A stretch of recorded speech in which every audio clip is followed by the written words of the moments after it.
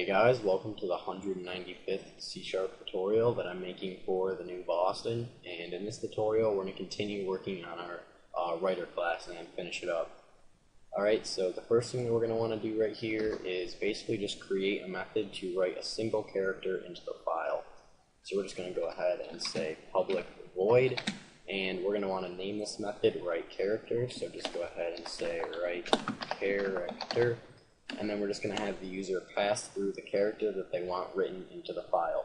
So we're just going to say character, and I'm just going to call this to write. Alright, and then we can just go ahead and use the write method inside of the binary writer class to write this character into the file. So we can just say BW for our binary writer and say write, and then just pass through that character that the user passes through this method. Alright. So there's really nothing special to it there. You don't have to reverse it or anything like that. Alright, so let me just subtract that there. Alright, so now we're just going to go ahead and create a method to write a character array into the file. So we're going to say public void write characters, and then we're just going to have the user pass through a character array of characters that they want written into the file. And just like all the other methods, we're going to call this variable to write. Okay, so now we can just go ahead and use the write method just like before to write our character array into the file. So we can say bw.write and then just pass our character array right on through. So to write. And the reason that we don't have to reverse it, even it doesn't matter what byte order it is because characters are never stored backwards. So you're never going to see like a string written or characters written where the user wants to store like ABC and it's written like CBA. It's just never going to be written like that. So there's no reason to reverse it if the byte order is little endian or big endian or anything like that. So we can just go ahead and write it out straight like this, and it'll just write out like ABC if the user passes through ABC right there.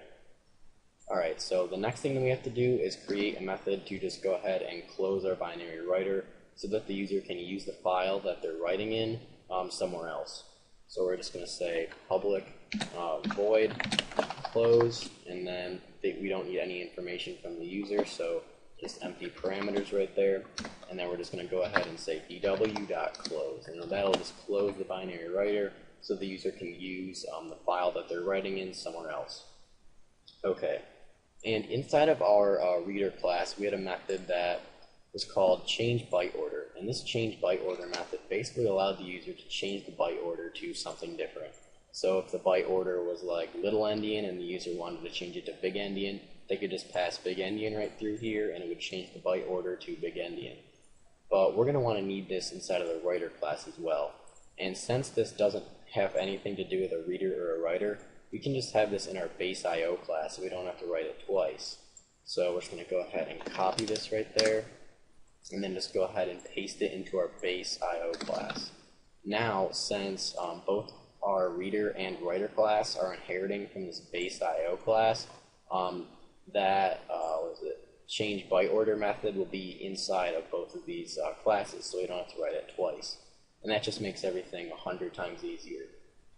Alright, so that's pretty much it for this tutorial.